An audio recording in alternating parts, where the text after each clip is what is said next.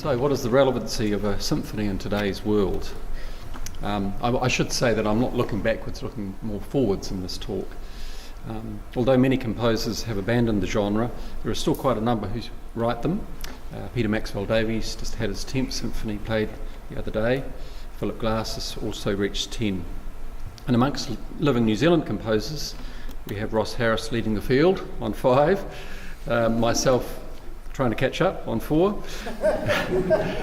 Ken Young is writing his 3rd as we speak, and there are others still living. Southgate has 3, John has 2, and there are quite a number who've written a single symphony. So from purely numerical evidence, it would appear that the symphony is still regarded as significant to some degree, an opportunity to make an artistic statement on a large canvas. So I asked the question, what is a symphony here and now in New Zealand? So I've actually surveyed some composers to get some opinions on this, and also surveyed some non-symphonists as well.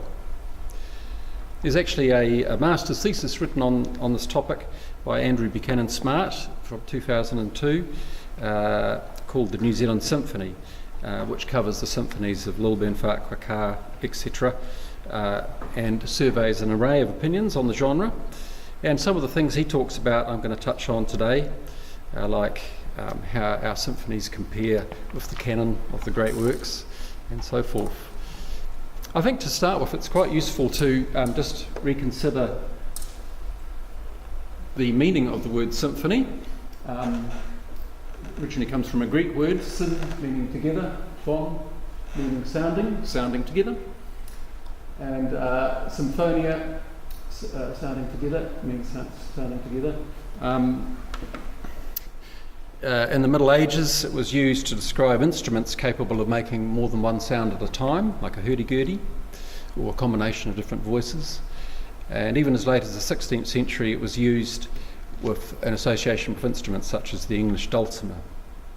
It's not till the Baroque, in fact, that symphony is used with regard to a piece of music, but even here it's just as an introduction to an opera or concerto.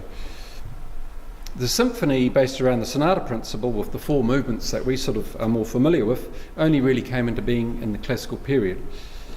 And of course in the 19th century it got mucked around with, and in the 20th century the definition of a symphony could vary enormously. If we think of Webern's Symphony, Opus 21 and 2 movements lasting 8 minutes, compared with, say, Shostakovich's 14th Symphony and 11 movements for 2 singers, strings and percussion, lasting close to an hour. You'll get my point.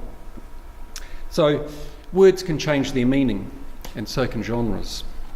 So what does the term symphony mean today for New Zealand composers?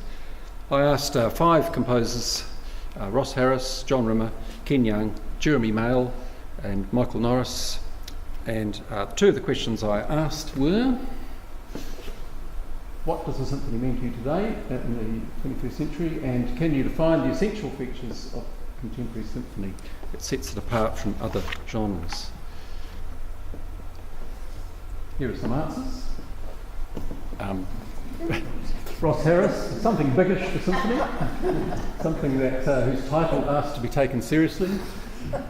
The symphony represents an epic journey for the composer, the listener, whether the work's duration be 15 or 45 minutes. Mr. Rimmer, thank you for that. The word symphony implies sophistication in the approach of the composer and an emphasis on a symphonic palette of colour. That was Jeremy Mail, sorry, his name dropped off.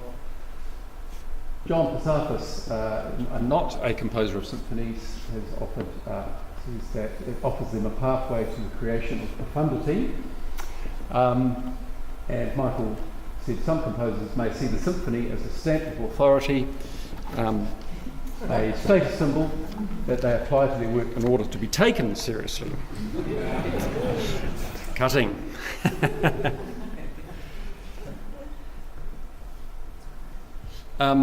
What about the structural aspects of the symphony? Is there any common view on how a symphony is structured? There's considerable divergence of opinion. Ross feels there is nothing distinctive about the symphony, the individual will define it. Ken Young believes a symphony is an expression of our individual freedom and allows us to put forward different takes on philosophy and spiritualism, for example. However, he's quite comfortable with using symphonic structures such as sonata form, seeing it as a source of variation. To quote, "The symphony is a continuum of thought and endeavour going back into history, endless variation possible on traditional formal processes, giving rise to endless possibilities for self-expression." So as I mentioned, he's working on his third at the moment, which apparently is influenced by his recording sessions with Michael Houston, who recorded all the 32 Beethoven piano sonatas. So sonata form and organic development are very much part of this new symphony, apparently. Some of the answers I received implied that symphonies are rigorous and concentrated in the way they develop ideas. John Elmsley, who is here, has not specifically composed a symphony, but nonetheless described the movements of his Pacific Hockets as being rather like highly compressed single movement symphonies.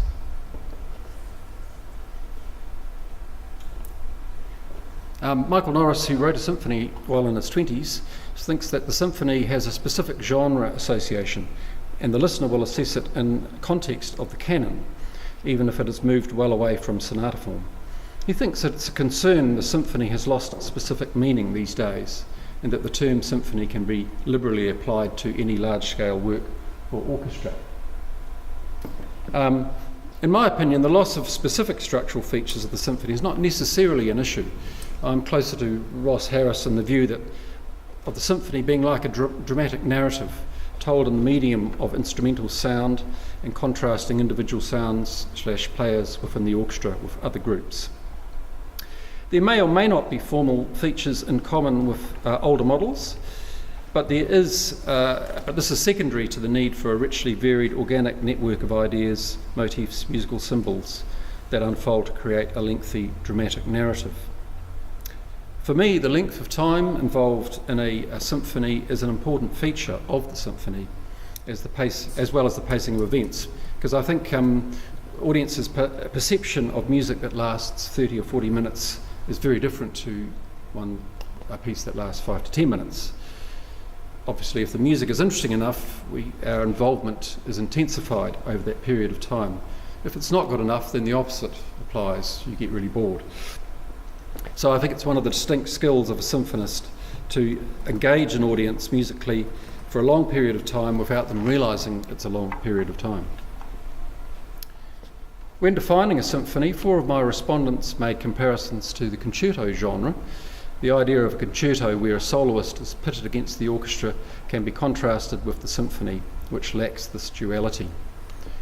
Jeremy Mayle sees the togetherness of a symphony as distinct from the inclusion of the soloist. In his Symphony No. 1 for turntables and orchestra, he deliberately did not make his own role in charge of the turntables a soloistic feature. Rather, he wanted it to blend in with the rest of the band.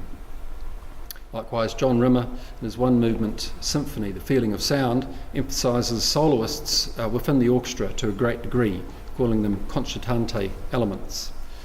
To some extent, this approach is, and I think you've acknowledged this, John, a little bit of influence from Lilburn's Third Symphony, also in one movement, and it's very soloistic in its writing. And the idea of soloists within the symphony was expanded in a work such as John Elmsley's Cello Symphony, which is concerto-like for much of the time. In this case, however, John wanted to avoid, to quote, the expectation of a work where the important material is provided by a soloist and the orchestra is used to comment chorus dialogue. Now, Gareth Farr and John Pasafis are 2 composers who have focused on the concerto rather than the symphony so far, and Gareth concedes that he would consider writing a symphony if someone asked him.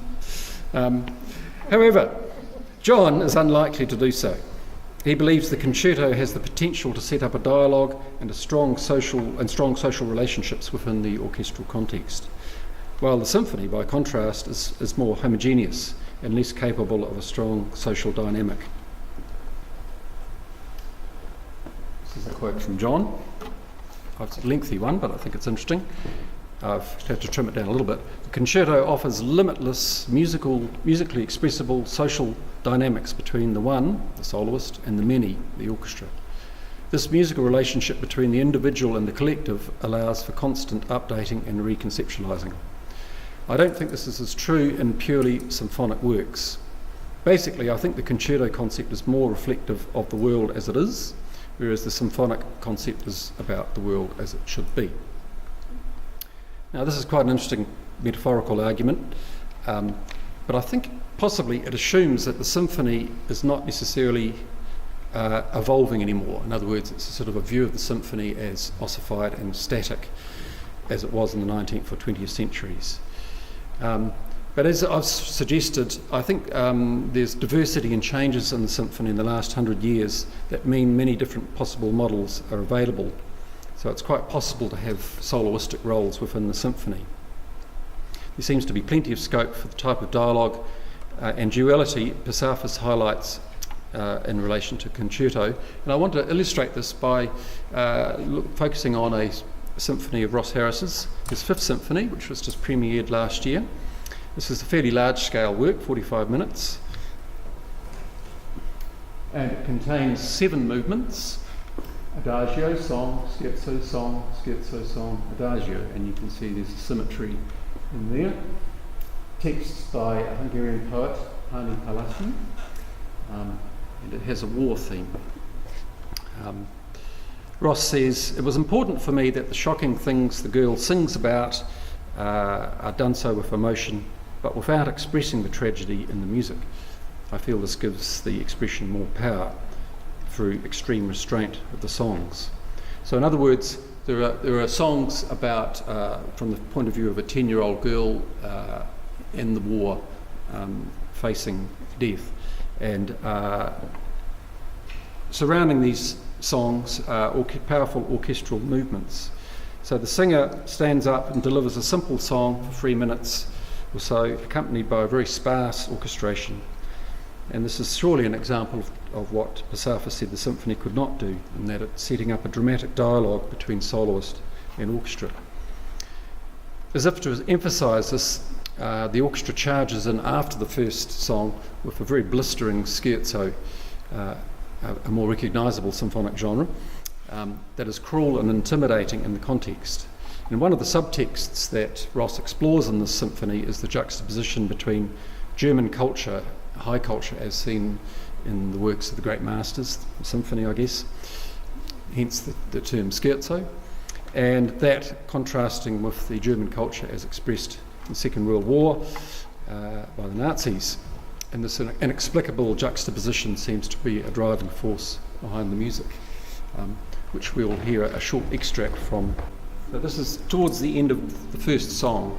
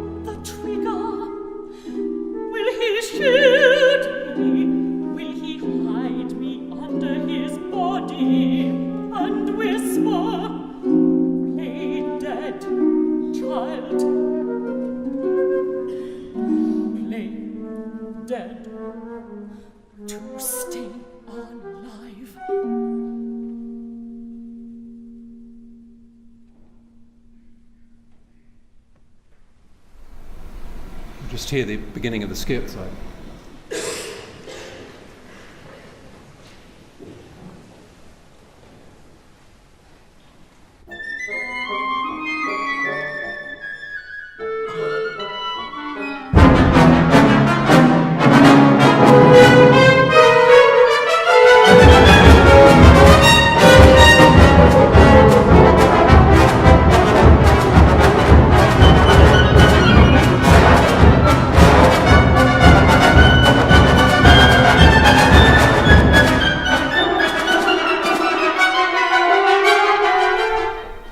So Ross's 5 symphonies are all quite different in structure and narrative, and he stated to me that he has the need to push the genre in a different direction each time, so not repeat himself. In other words, he doesn't follow a set symphonic model, and I personally feel the same. My first symphony, which I wrote 20 years ago, is in 4 movements and follows a fairly conventional form. But since then I've tried to do it different ways each time. So the 3rd symphony is in 3 movements, representing past, present, future. 3rd symphony is in 2 movements, expressing different sides of personality, up and down, or manic and depressive. And the 4th symphony is in 1 continuous movement, and divided into 14 stations, or stations of the cross. And this symphony was played recently. And like Ross's symphony, it has a singer in it who performs about half of the 45 minutes. And it's revolving around the Christchurch Catholic Basilica and the Stations of the Cross that were sculpted by Lou Summers, which now, of course, lies in ruins. You are sick and tired of all the drama, the farce.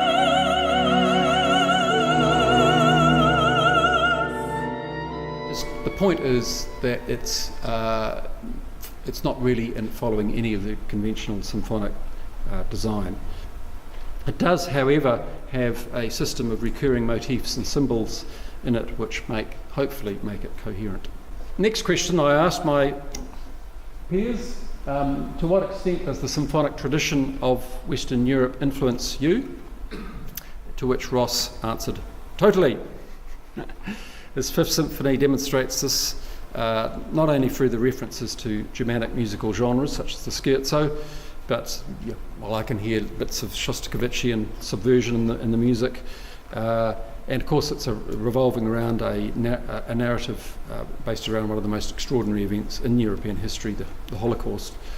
I also hear other influences in that music too, and Ken Young and others are happy to admit to these influences as well.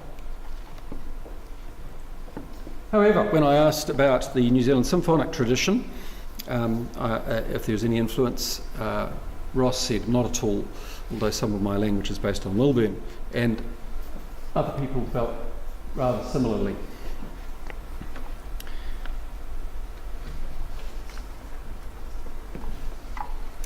To the non-symphonists, I did ask the question, have you resisted using the term symphony for particular reasons?